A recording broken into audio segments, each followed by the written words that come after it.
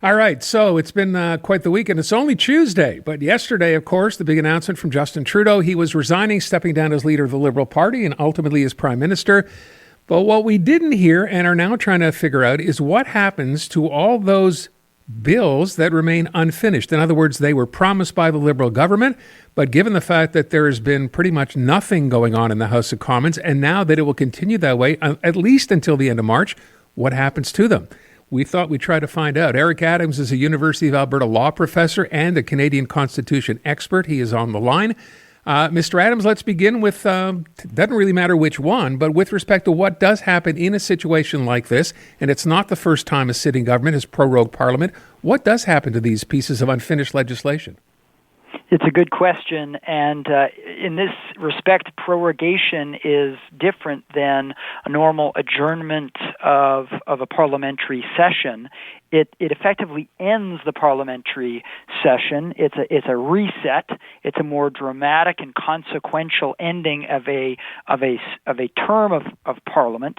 And so, even though Parliament's not dissolved, it isn't ended. The government continues. There's no election. It nonetheless kills all of the existing legislation that were working its way through the legislative process. So the bills that had not yet been finally enacted through 3 readings, all of that business effectively is over and would restart again at square one, with some exceptions, when the new Parliament session resumes, which has been scheduled for the end of March. Well, with respect to then some exceptions, let me bring up the capital gains tax issue. There was a lot of pushback on that when it first came up. Where does that fall?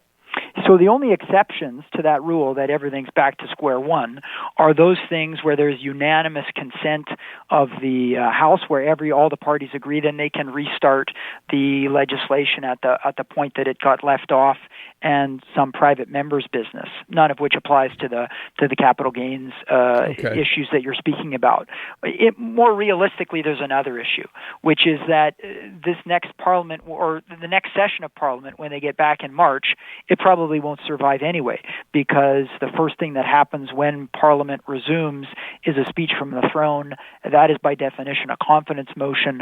So on the theory that those opposition parties are going to stick to their guns and vote down this government at that moment, effectively all of the business of this Parliament is probably over anyway. So that was going to be my next question. When they reconvene at the end of March, and we know that within a day or two there would be a non-confidence motion brought to the floor, if we assume that the government will be brought down, the next government, whenever it forms the next government, at least the party, they can choose to either bring these items back up or not?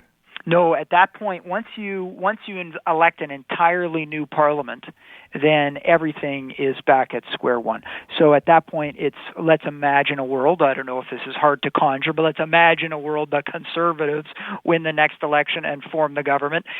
Their legislative agenda is all of their own. They start at point zero. Wow. They can adopt any liberal ideas that they want, of course, but any of that existing legislative business is over and done unless the Conservatives bring it back. Which would include, beyond capital gains, that $250 check that, of course, the Prime Minister had spoken of. Everything falls by the wayside. Exactly right. Okay. Mr. Adams, I thank you so much. Appreciate your time. Yeah, thank you. Duff Conacher is the co-founder of Democracy Watch. It's a nonprofit organization that advocates for democratic reform and government accountability. And he is on the line.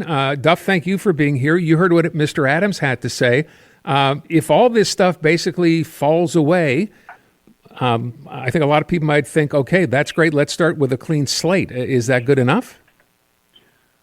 No, there are some important bills that hopefully either the NDP or Bloc will kind of reconsider their statements that they're going to vote non-confidence on the first chance they get after the prorogation, because there's a bill that would strengthen protection of 400,000 federal government employees when they blow the whistle on wrongdoing, and the NDP says they're concerned about workers, so you would think they'd be concerned about 400,000 federal government employees being able to be whistleblowers with full protection.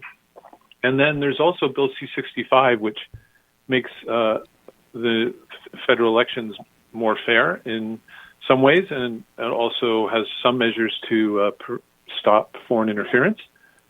And we need another bill after the Hogue inquiry reports to implement the recommendations so we don't have an election that is tainted by foreign interference again. And the Hogue inquiry is supposed to report by the end of January. And so the Bloc and the Liberals, or NDP and the Liberals, should cooperate to get those bills passed. Otherwise, we're going to have a foreign interference-dominated election again. And that's not in the public interest. They should abandon their partisan self-interest of trying to force an election and get those bills passed, including the whistleblower protection bill. Yet at the same time, you heard Jagmeet Singh actually come out and say this yesterday after Justin Trudeau's statement that the NDP will now, in fact, work with the Conservatives to bring down the government when they reconvene. Do you put much faith in that? Well, he said 3 weeks ago the NDP would bring a non-confidence motion at some point, but not when. Yesterday was much more definitive. I just think the NDP is kind of not thinking things through thoroughly. Do they really want to go and say, oh, we want an election now, it's in our party's interest, and we're fine with it being dominated by foreign interference? And the Bloc saying that, and all the parties saying that? Because there are a dozen huge loopholes that allow for legal, secret, unethical, and undemocratic foreign interference in our elections. And those loopholes should be closed. Everyone had said that last year. All the party leaders, those loopholes should be closed before the next election happens, and now they're flip-flopping. It's a bad flip-flop to say you're in favor of foreign interference in our elections.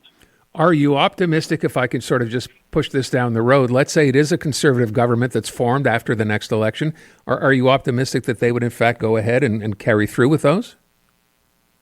I think the Hogue inquiry report is going to put pressure on all parties. If they don't implement the recommendations in that report, they're essentially saying they're in favor of foreign interference in Canadian politics. Mm-hmm.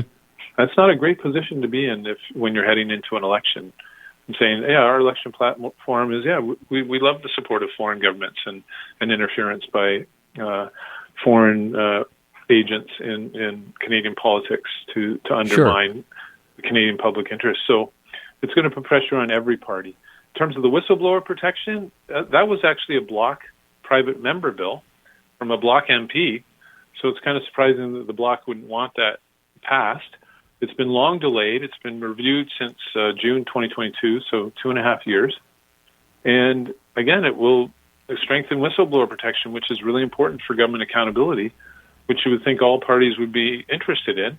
And again, are they going to say, no, we think it's better to force an election because it helps our party, as opposed to upholding the public interest by ensuring this bill is passed? And it's at the second reading in the Senate, so it doesn't have far to go. Neither does Bill C-65, which has been reviewed by a House committee and just has to go back through the House and Senate. So they can do it if they want, or they can act in their partisan self-interest and force a quick election. I would ask you just as a final question, given what you've seen and given the political temperature in this country right now, when you talk about in their own, I guess as far as each individual party is concerned, in their own interest, are you optimistic this gets done or not? I think the pressure will increase a lot, and so I can only hope they will change their mind. There's a task force on whistleblower protection that will be reporting soon, the Hogue inquiry into foreign interference reporting soon, and they will both have recommendations to strengthen the laws in both those areas. And I think it will look bad on every party that prevents those bills from passing and instead forces an election just because it's good for their party. And that's where we will leave it. Mr. Conacher, I thank you. Appreciate your time. Thank you for your interest. Duff Conacher, co-founder of Democracy Watch. So we shall see what we shall see. But in the meantime, as you heard our first guest say, everything is off the books for the time being.